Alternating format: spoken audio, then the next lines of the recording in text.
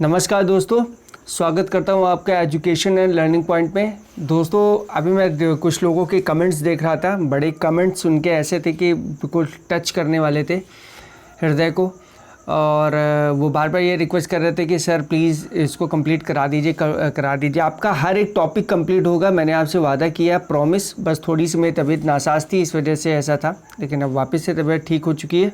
तो बस आप लोगों का ये जो साथ है वो बना रहे। और आज स्टार्ट करते हैं हम लोग संसद के बारे में। संसद में देखिए दो पार्ट है। मैंने आपको एक बार बताया भी था कि संसद जो होती है 3 लोगों से मिलकर बनती है, राष्ट्रपति से, लोकसभा से और राज्यसभा से मिलके, ठीक है ना। तो यहाँ पे लोकसभा पढ़ेंगे। देखिए सबसे पहला पॉइंट है कि संसद जो है वो संघीय सरकार का विधायी अंग होता है, ठीक है ना। केंद्र स्तर पर विधि निर्माण के कार्य संसद द्वारा ही किए जाते हैं। जो भी विधि निर्माण बनाना है, कानून बनाना है, वो सब कौन करता है? संसद करता है। संसद में देखेंगे तो भाग 5 के अध्याय 2 के अंतर्गत 79 से लेकर 122 तक आर्टिकल है में संसद में संबंधित प्रावधान किए गए हैं।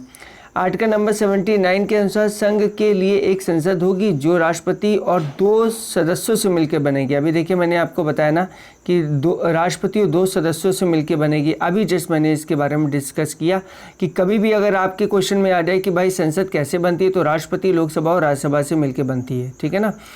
और देखिए इसमें लिखा भी है कि जिसका नाम राज्यसभा होगा दूसरे का नाम लोकसभा होगा, ठीक है ना। अनुच्छेद 81 के अंतर्गत क्या है कि लोकसभा के बारे में है, जिसमें राज्यों में 530 से अनधिक और संघ राज्य क्षेत्रों में 20 से अनधिक प्रतिनिधित्व सदस्यों से मिलकर बनेगी। यदि राष्ट्रपति की राय में लोकसभा में आंग्ल भारतीय समुदाय का प्रतिनिधित्व पर्याप्त नहीं है, तो आर्टिकल नंबर 331 के तहत उसके द्वारा लोकसभा में उस समुदाय से 2 सदस्य मनोनीत करने की व्यवस्था की गई है। इस संविधान में जो संशोधन है वो 104वां संशोधन अधिनियम है, 2019 में आंग्ल भारतीय समुदाय के प्रतिनिधियों से संबंधित व्यवस्था को अनुच्छेद 334 के तहत निर्धारित तिथि संविधान के प्रारंभ से 70 वर्ष यानी कि 25 जनवरी 2020 से आगे नहीं बढ़ाया गया है। मतलब 2 ही लोग रहेंगे, इस बात को समझिएगा। इस प्रकार आंग्ल भारतीय समुदाय से लोकसभा में सिर्फ 2 सदस्यों या 2 लोगों का नामांकन करने की जो व्यवस्था थी अब निष्प्रभावी हो गई है। मतलब अब 2 लोगों को जो करते थे ना वो निष्प्रभावी हो गया, अब इनका कोई प्रभाव नहीं रहा। लोकसभा में यदि आप बात करें तो लोकसभा में राज्यों की जो जनसंख्या के आधार पर सीट आवंटित होती थी, ये तो आपको भी पता है, ठीक है ना। लोकसभा में राज्यवार सीटों का जो आवंटन था वो कब से कब तक किया गया? देखिए किसको आधार माना था? 1971 को इन्होंने आधार माना था जनगणना को। जबकि प्रत्येक राज्य का जो प्रादेशिक निर्वाचन क्षेत्रों में विभाजन है वो 2001 की जनगणना है। 87वें संविधान संशोधन अधिनियम 2003 पर आधारित है। 84वें संविधान संशोधन अधिनियम 2001 के अनुसार यह निर्धारित किया गया है कि 2026 के पश्चात की पहली जनगणना के सुसंगत आंकड़े प्रकाशित होने तक यथावत रहेगा। मतलब 2026 तक आपको 1971 की गाइडलाइन को ही फॉलो करना पड़ेगा, ठीक है ना। आप अनुच्छेद 83 के उपभाग 2 के अनुसार देखेंगे तो लोकसभा की जो अवधि वो प्रथम अधिवेशन के लिए नियत तारीख से 5 वर्ष तक की होगी। हालांकि जो राष्ट्रपति को 5 वर्ष से पूर्व किसी भी समय लोकसभा को विघटित करने का अधिकार है। आपातकाल की उद्घोषणा प्रवर्तन में होने पर संसदीय विधि द्वारा संसद की अवधि एक बार में 1 वर्ष तक ही बढ़ाई जा सकती है। इस बात को समझ लीजिएगा, एक बार में कब तक? 1 वर्ष तक बढ़ाई जा सकती है। कब? संसदीय विधि द्वारा संसद की अवधि, ठीक है। अगर मान लीजिए आपातकाल लग जाता है तो आपातकाल की उद्घोषणा करने पर इसका जो विस्तार है किसी भी दशा में 6 महीने से एक्स्ट्रा नहीं होगा, 6 महीने से ऊपर नहीं जाएगा। लोकसभा सदस्य बनने के लिए जो व्यक्ति की अधिकतम उम्र होनी चाहिए वो है 25 वर्ष, ठीक है। लोकसभा को जो सभा का स्थगन करता है वो अध्यक्ष करता है, उसका 17वां विघटन करता है उसका राष्ट्रपति इनका करता है, ठीक है। अनुच्छेद 93 के तहत क्या होगा कि लोकसभा के सभी सदस्यों द्वारा राज्यसभा अध्यक्ष और उपाध्यक्ष का जो चुनाव है वो लोकसभा के सदस्यों से ही किया जाता है। अनुच्छेद 94 के खाक के अनुसार लोकसभा का जो आप देखेंगे आगे अध्यक्ष है वो अपना जो त्याग पत्र है वो किसको देगा? उपाध्यक्ष को देगा। ये बात ध्यान रखिएगा, लोकसभा का अध्यक्ष उपाध्यक्ष को देता है अपना त्याग पत्र, और उपाध्यक्ष जो होता है वो अध्यक्ष को देता है त्याग पत्र। एक दूसरे को समझ लेते हैं। लोकसभा के अध्यक्ष को लोकसभा के सभी सदस्यों के बहुमत से पारित संकल्प मत द्वारा ही हटाया जा सकता है। मतलब लोकसभा का जो अध्यक्ष है उसको हटाया तो जा सकता है, लेकिन जब उसके सभी सदस्य लोकसभा के जो सभी सदस्य हैं वो बहुमत से एक पारित करेंगे संकल्प पत्र को, तब हटाया जा सकता है। कौन? लोकसभा के सभी लोग, राज्यसभा के नहीं। आर्टिकल नंबर 94 के ग के अनुसार कहा गया है कि यदि अनुच्छेद 96 के तहत जब अध्यक्ष या उपाध्यक्ष को पद से हटाने का कोई संकल्प विचाराधीन हो, तब वे सदन में उपस्थित रहते हुए भी पीठासीन नहीं होंगे और अध्यक्ष अपने पद से हटाए जाने के संकल्प में प्रथमता मत देने का तो हकदार होगा, किंतु मत बराबर होने की स्थिति में निर्णायक मत नहीं दे सकेगा। समझ गए ना, ये बहुत इंपॉर्टेंट बात है। लोकसभा अध्यक्ष उन विषयों पर प्रथम मत नहीं देते तथा वे अपने निर्णायक मत, मतलब जिसको बोलते हैं कास्टिंग वोट, का प्रयोग केवल तब करते हैं जब किसी विषय के संदर्भ में हुए मतदान में सत्ता पक्ष तथा विपक्ष दोनों के जो वोट क्या है वो बराबर हो जाए, जिसको हम लोग बोलते हैं टाई। ठीक है। अनुच्छेद नंबर 100 के एक भाग में कहा गया है कि लोकसभा सचिवालय प्रत्यक्ष रूप से लोकसभा अध्यक्ष के अंतर्गत ही आता है। इस बात को समझिएगा। तो देखेंगे, आम चुनाव के बाद नवनिर्वाचित लोकसभा अध्यक्ष को शपथ दिलाते हैं। नवनिर्वाचित सदन में लोकसभा अध्यक्ष के चुनाव से पहले लोकसभा के सामान्यतः सबसे वरिष्ठ अध्यक्ष को प्रोटेम स्पीकर के रूप में चुना जाता है। अनुच्छेद नंबर 85 के 1 के अनुसार कहा गया कि लोकसभा में एक सत्र की अंतिम बैठक को आगामी सत्र की प्रथम बैठक के बीच जो टाइमिंग होगी वो 6 महीने से अधिक की नहीं होनी चाहिए। मतलब पहली जो बैठक है वो और आखिरी जो बैठक है उसके बीच में 6 महीने से अगर एक्स्ट्रा टाइम नहीं होना चाहिए, मतलब आपको करना ही है। साल में कह सकते हैं 2 बार तो होती है फिर तो। इस प्रकार लोकसभा में कम से कम वर्ष में 2 बार सत्र बुलाए जाते हैं। अनुच्छेद 101 के 3 के अनुसार लोकसभा या राज्यसभा का जो कोरम गणपूर्ति है वो 1/10 होता है या 10% इसको कह सकते हैं। मुख्य विपक्ष दल की मान्यता हेतु भी यही सदस्य संख्या आवश्यक है। उत्तर प्रदेश में राज्य लोकसभा में सर्वाधिक जो प्रतिनिधि है वो 80 भेजे जाते हैं। महाराष्ट्र में 48 है, पश्चिम बंगाल में 42 है। ठीक है। वर्तमान में यदि देखा जाए 2020 में लोकसभा निर्वाचित क्षेत्र के लिए चुनाव जो व्यय करने की जो सीमा है, मतलब चुनाव में जो खर्च करता है पैसा, वो कितना होना चाहिए? 77 लाख रुपये होना चाहिए। विधानसभा निर्वाचित क्षेत्र के लिए 30,08,000 रुपये होना चाहिए और प्रथम चुनाव में 25 अक्टूबर 1951 से लेकर 21 फरवरी 1952 तक चला था। ये बात ध्यान रखिएगा। 25 अक्टूबर से लेकर 21 अक्टूबर से लेकर 25 अक्टूबर से लेकर 21 फरवरी। ठीक है ना। यह चुनाव जो था, जो पहला वाला चुनाव था, वो 489 सीटों में हुआ था। प्रथम लोकसभा का जो अधिवेशन था वो 13 मई 1952 में हुआ था। 15 मई 1952 को गणेश वासुदेव मावलंकर लोकसभा के पहले अध्यक्ष बन गए थे और 27 फरवरी 1965 को अपनी मृत्यु जब उनकी हो गई है तब उस पद पर भी ये बने थे। पहले लोकसभा के जो शेष कार्यकाल को उन्होंने देखा था वो थे आपके एम अनंत संयम अयंगर नाम था। ये पहले लोकसभा के अध्यक्ष बने थे जो कि 8 मार्च 1956 को बने थे। दूसरे लोकसभा के जो अध्यक्ष थे वो 1954 में बने थे, JB कृपलानी सहित। विपक्ष में 21 सांसद द्वारा लोकसभा के प्रथम अध्यक्ष जो बने थे वो GV मावलंकर बने थे। ठीक है ना। इनके विरुद्ध अविश्वास प्रस्ताव लाया गया था जिसे लोकसभा द्वारा अस्वीकृत कर दिया गया था और लोकसभा की जो प्रथम महिला अध्यक्ष थी वो थी मीरा कुमारी। ये बात ध्यान रखिए कि ये स्टैटिक GS का भी पार्ट है। वर्तमान में आप देखेंगे कि लोकसभा के जो अध्यक्ष है वो ओम प्रकाश बिरला है। अब लोकसभा के अध्यक्ष को हटाया कौन सकता है? तो लोकसभा के लोग ही एक विश्वास पत्र लाएंगे या एक संकल्प पत्र लाएंगे जिसकी वजह से लोकसभा के अध्यक्ष को हटाया जा सकता है। ठीक है। देखिए, पहला प्रश्न आपके सामने है कि लोकसभा के लिए चुनाव में निर्वाचित होने के लिए किसी व्यक्ति के लिए न्यूनतम आयु कितनी होनी चाहिए? तो वो आयु होनी चाहिए कितना? 25 वर्ष। ये बात ध्यान रखिएगा। ऑप्शन नंबर C है यहाँ पर।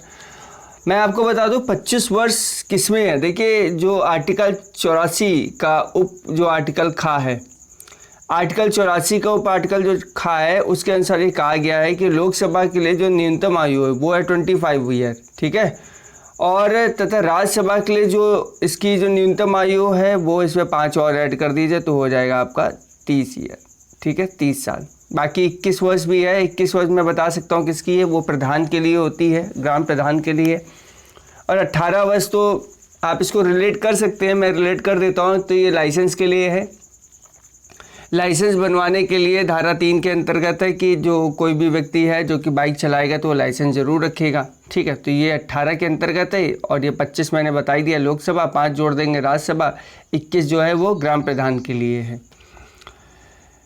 संसद संसद का सदस्य बनने हेतु क्या उम्र होनी चाहिए, यही बार बार आ रहा है। 25 वर्ष हो गया, फिर से मैंने बताया था। 30 वर्ष राज्यसभा के लिए होगा, 21 वर्ष ग्राम प्रधान के लिए होगा, 18 वर्ष आप गाड़ी चलाने के लिए लाइसेंस की आवश्यकता जो होती है उसमें 18 वर्ष में लाइसेंस मिल जाता है, ठीक है।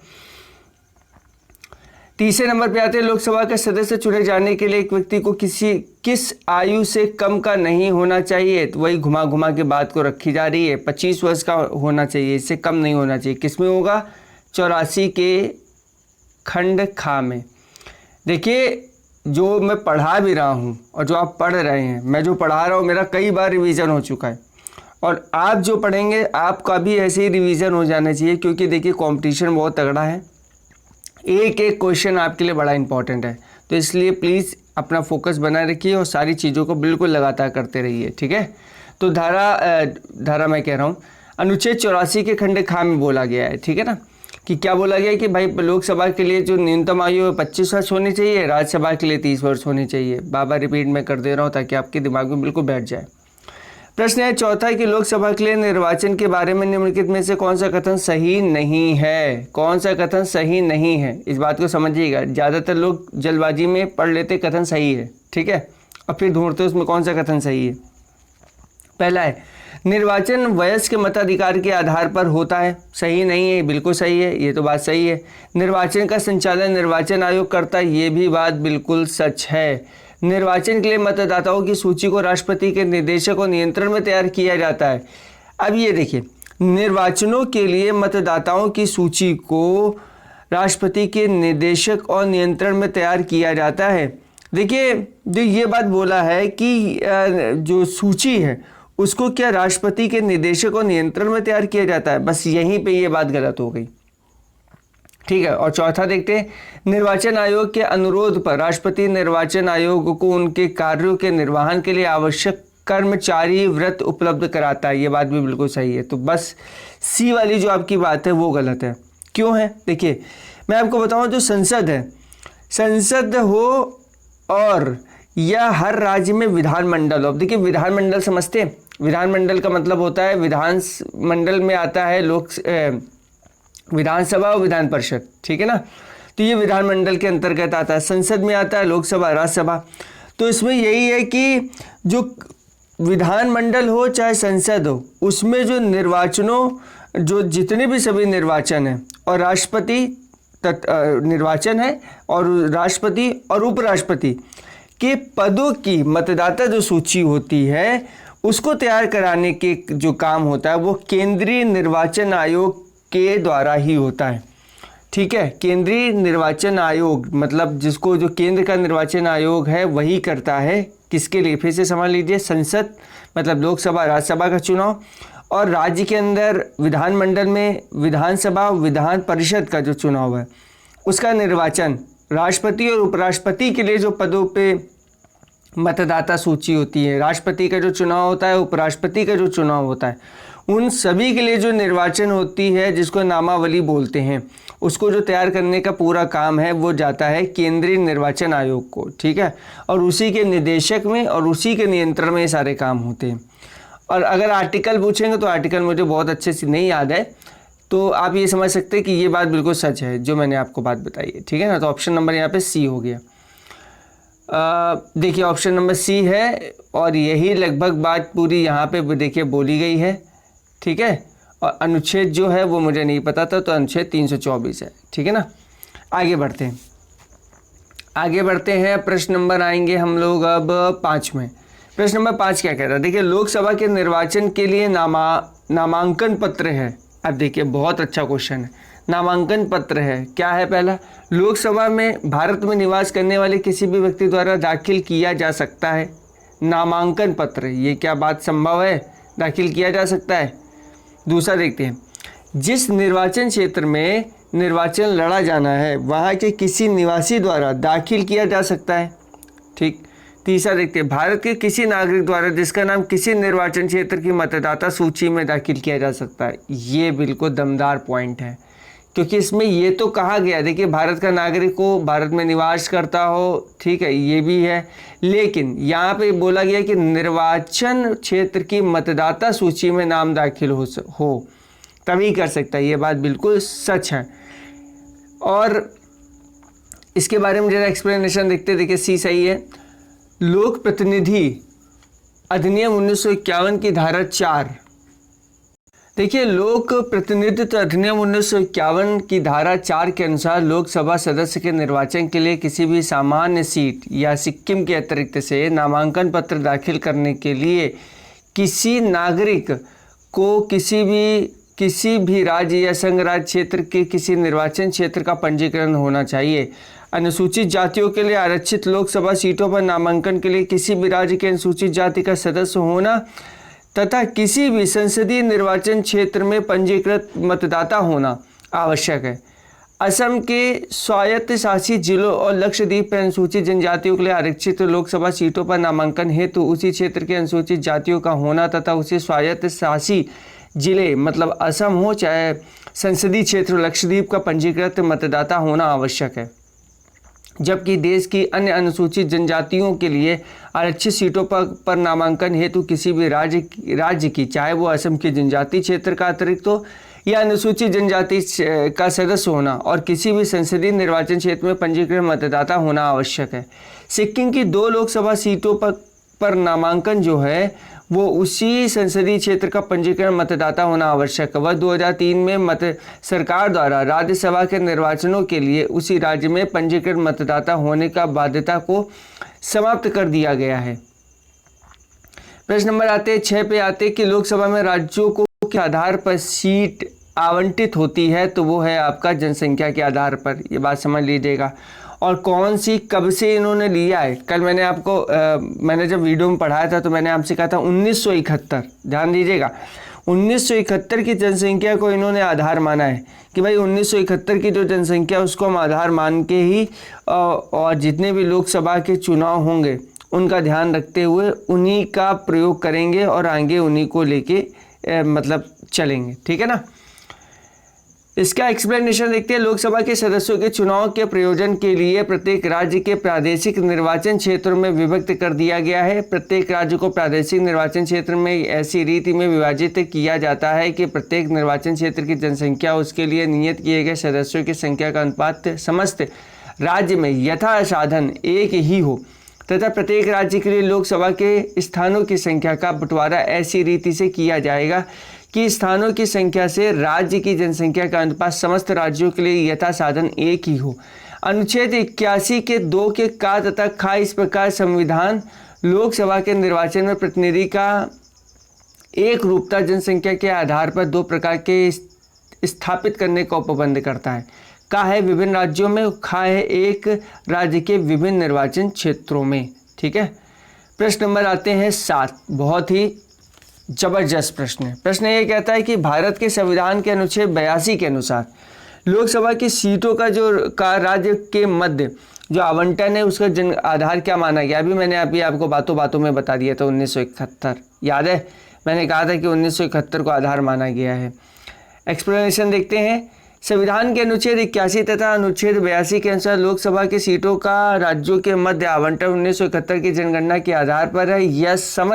यह व्यवस्था पहले वर्ष 2000 तक के लिए की गई थी, लेकिन बाद में 84वें संविधान संशोधन हो गया तो 2001 द्वारा इसे 2026 के पश्चात की गई पहली जनगणना के संशुगत आंकड़े प्रकाशित होने तक संशोधित किए जाने का प्रावधान किया गया है। प्रश्न नंबर 8 पे आते हैं। देखिए वर्तमान लोकसभा में प्रत्येक राज्य के लिए स्थानों का आवंटन आधारित है, तो वो किस में आधारित है 1971 में। ऑप्शन नंबर आपका हो गया सी, ठीक है। अभी हम लोगों ने बात ही करी है। लोकसभा में राज्यवार सीटों का आवंटन वर्ष 1971 की जनगणना पर आधारित है। यह निर्धारण किस वर्ष तक यथाशीघ्र रहेगा, तो ये रहेगा 2026 तक, माफ़ कीजिएगा 2031 तक, ठीक है।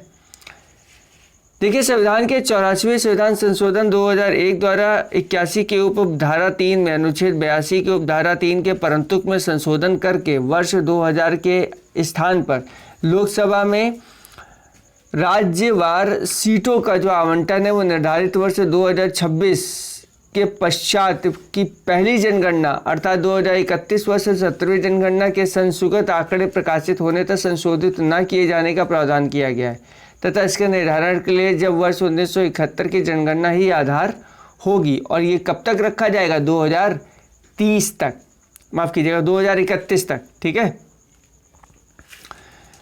प्रश्न नंबर आते हैं 10 में।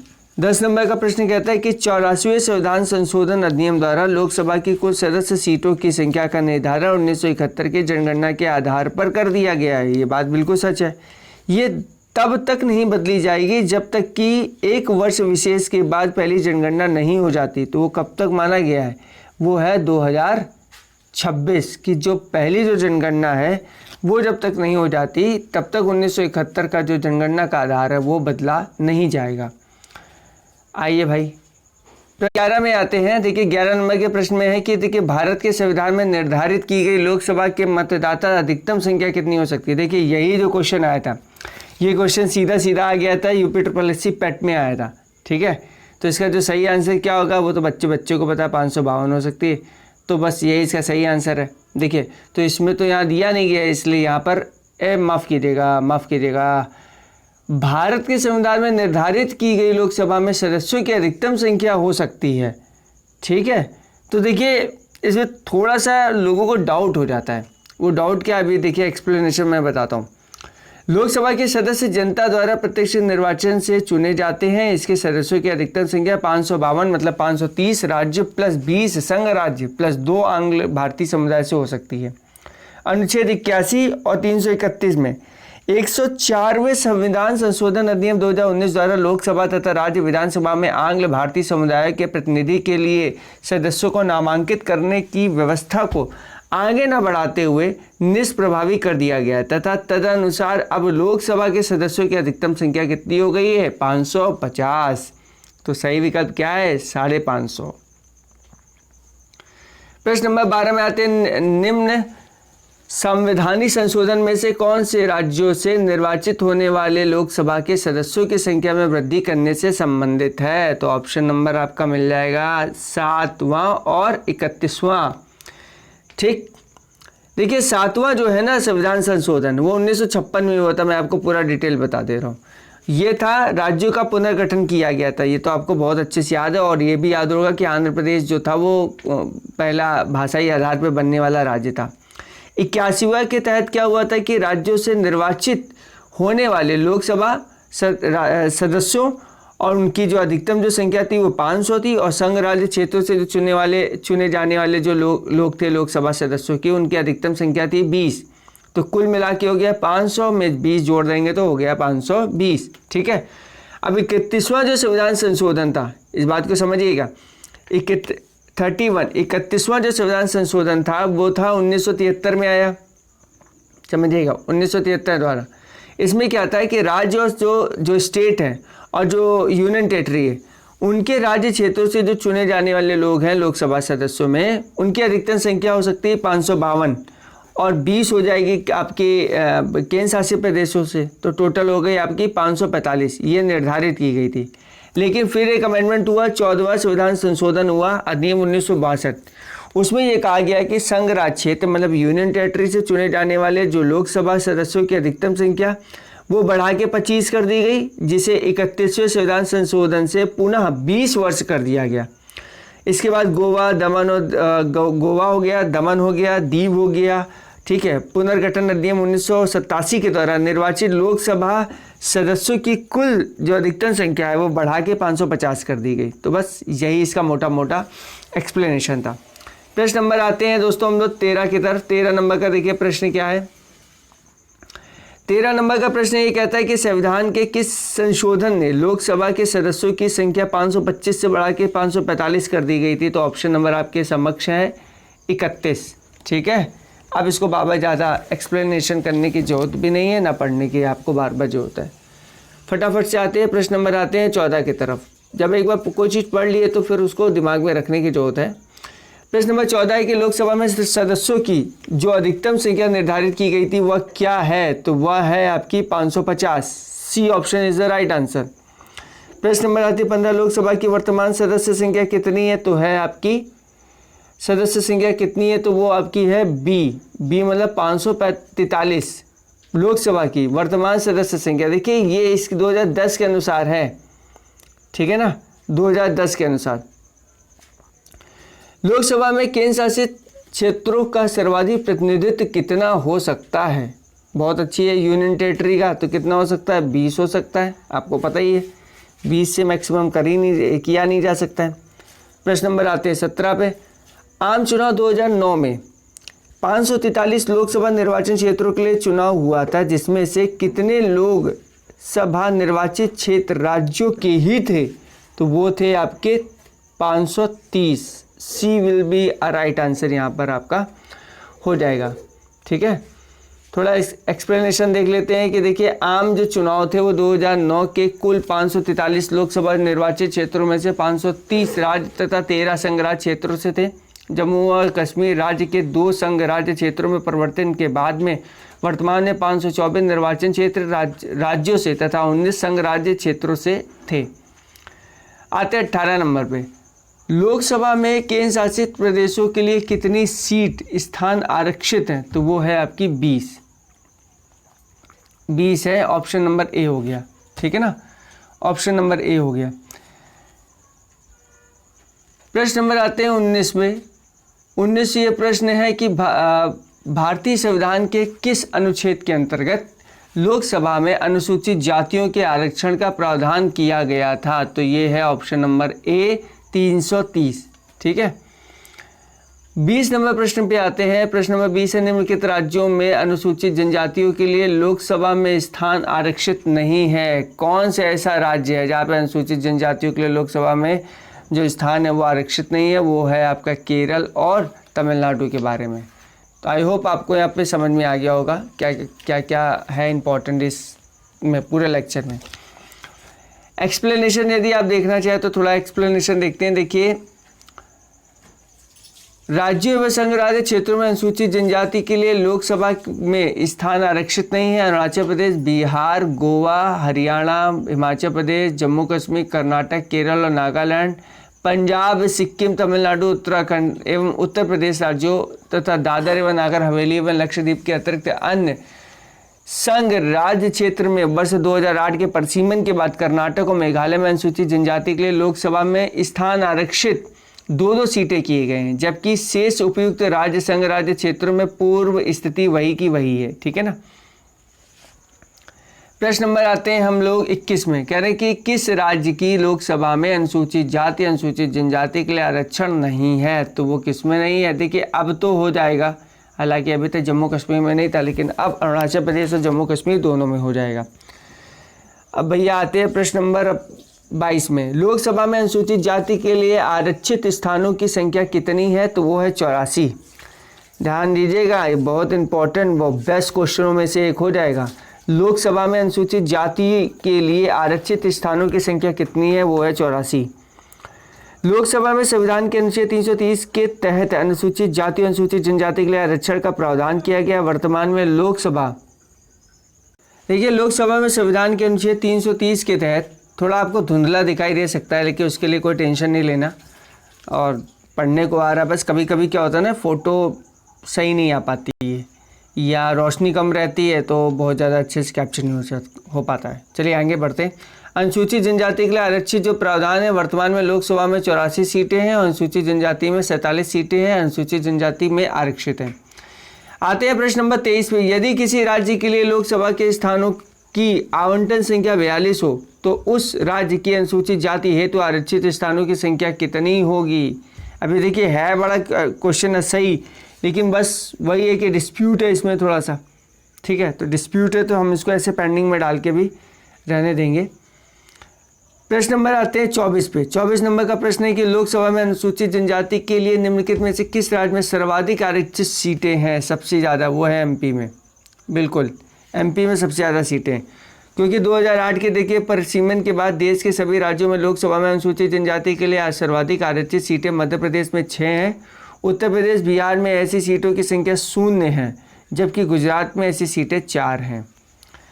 आते हैं क्वेश्चन नंबर 25 में। निम्नलिखित में से कौन सा राज्य लोकसभा में अनुसूचित जनजाति के सर्वाधिक प्रतिनिधित्व का निर्वाचित करता है? तो ये ऑप्शन हो जाएगा आपका सी, क्या? मध्य प्रदेश। ठीक है ना।